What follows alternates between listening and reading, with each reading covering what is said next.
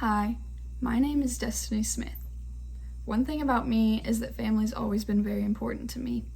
I was the first child, the first niece, the first grandchild, and so my point is that I've always been surrounded by family since I was little.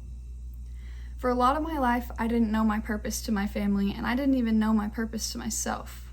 I was just a kid. That changed when I was about 12 years old. On August 23rd, 2019, my grandpa passed away. He wasn't just my rock, but he was my family's rock.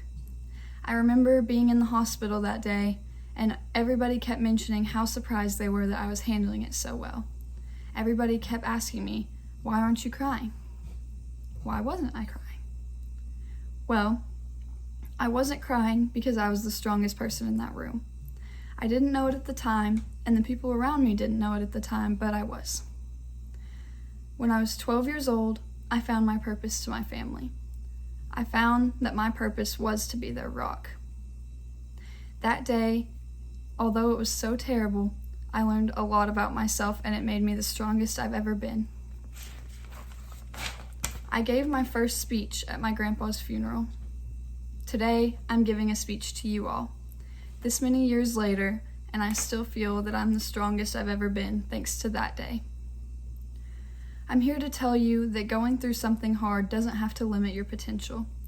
I lost my best friend that day, and it only brought out the strongest side of me. I learned so much about myself, and you can too.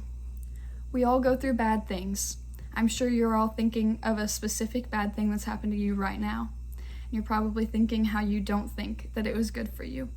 And of course, bad things aren't all good, but they can bring out the best possible if you make them.